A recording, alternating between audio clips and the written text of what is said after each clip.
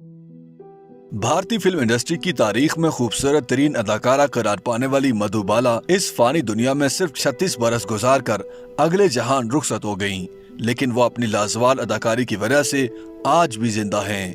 जवां उम्री में गुजर जाने वाली मधुबाला की पैदाइश के वक्त ही दिल में सुराख था। डॉक्टरों के मुताबिक इस बीमारी में काफी आराम की जरूरत होती है, लेकिन मधुबाला के वालिद ने अपने 11 बच्चों का पेट पालने के लिए उन्हें शोबिस की जालिम दुनिया में धकेल दिया, जहां उन्हें सुबह शाम मुसलसल काम करना पड़ता था।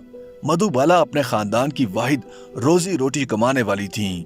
उनके वालिद लाहौर में इंपीरियल टोबैको कंपनी में काम करते थे। वो नौकरी छोड़कर दिल्ली आ गए और फिर दिल्ली से बॉम्बे के लिए रख्ते सफर बांधा। उनके वालिद ने मधुबाला को अदाकारा बनाने का फैसला किया। सिर्फ 6 साल की उम्र से ही मधुबाला ने बॉलीवुड में एंट्री डाल दी थी।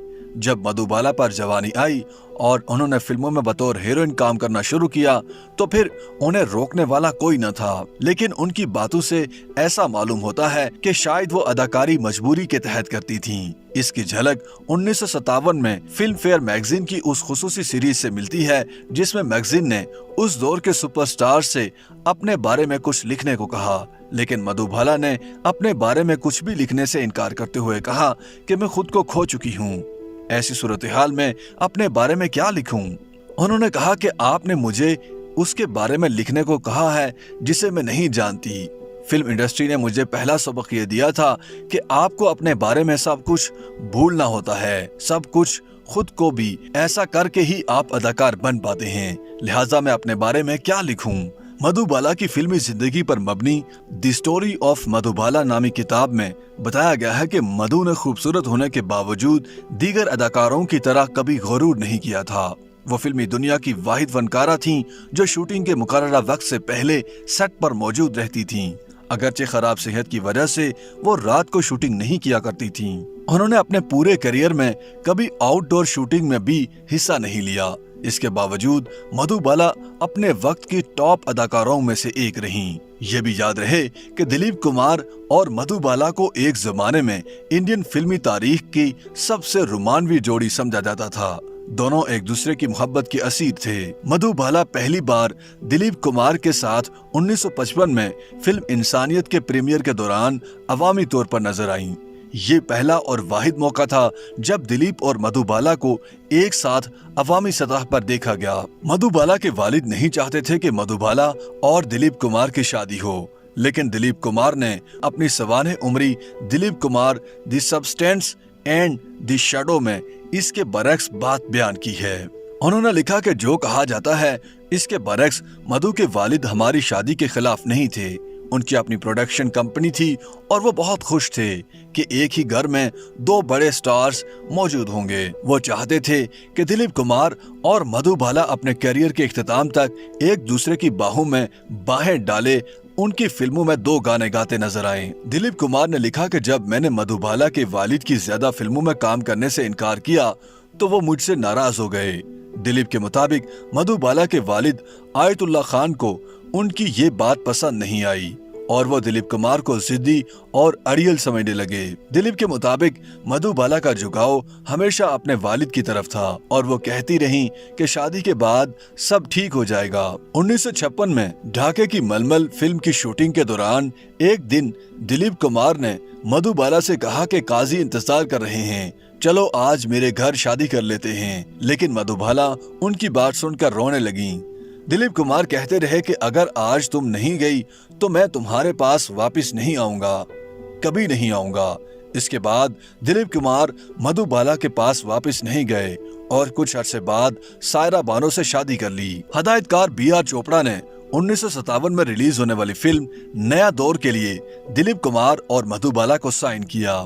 इस फिल्म की आउटडोर शूटिंग पुणे और भोपाल में होनी थी, लेकिन मधुबाला के वालिद ने मधुबाला को भोपाल भेजने से इनकार कर दिया। तब तक B.R. चोपड़ा अपनी फिल्म की काफी शूटिंग कर चुके थे। पेशे से वकील B.R. चोपड़ा इस मामले को अदालत में ले गए और इस दौरान उन्होंने मधुबाला के बजाय वजनीति माला को साइन कर लिया।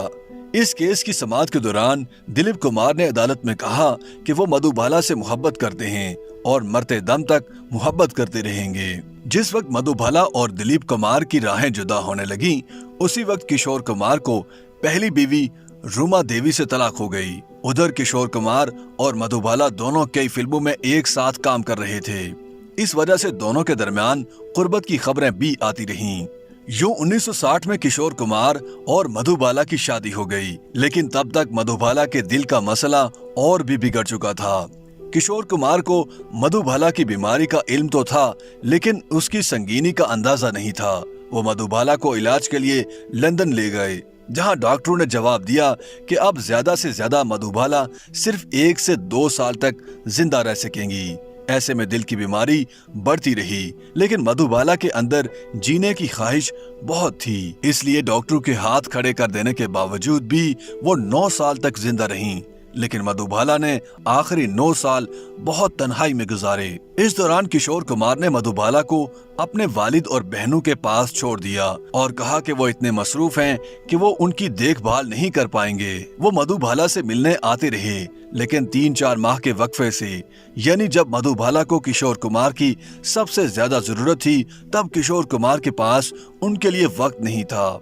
इस दौरान उनका हाल जानने के लिए बहुत कम लोग उनके घर जाते थे। इसमें दिलीप कुमार का खानदान भी शामिल था। दिलीप कुमार की बहन सईदा खान के मुताबिक उनकी मौत से 1 दिन कबल उनकी मधुबाला से मुलाकात हुई थी। तब तक उनकी ज़ाहिरी खूबसूरती में किसी किस्म की कमी नहीं आई थी। अगरचे तवील अलादत की वजह से वो पजमुर्दा नजर आती थीं, लेकिन उनके चेहरे के नूर में कमी नहीं आई थी। 14 फरवरी 1933 को पैदा होने वाली मधुबाला 23 फरवरी 1969 को सिर्फ 36 बरस की उम्र में इस दुनियाई फानी से चली गईं। मधुबाला को गुजरे 5 दहाइयां गुजर चुकी हैं, लेकिन आज भी वो अपनी खूबसूरती और निफासत से भरपूर अंदाज के लिए शोहरत रखती हैं। उनके मदाह उन्हें जिस अकीदत के साथ याद करते हैं, इसकी दूसरी मिसाल आज तक नहीं मिलती। YouTube पर गूगली न्यूज देखने के लिए youtube.com की सर्च बार में गूगली न्यूज टीवी टाइप करें। गूगली न्यूज के पेज पर सुर्ख रंग के सब्सक्रिप्शन वाले बटन पर क्लिक करना ना भूलिए। YouTube पेज पर अपलोड होने वाली वीडियोस से बाखबर रहने के लिए बेल आइकन पर क्लिक कीजिए। आपको हर नई वीडियो के बारे में नोटिफिकेशन मौसूल हो जाएगा।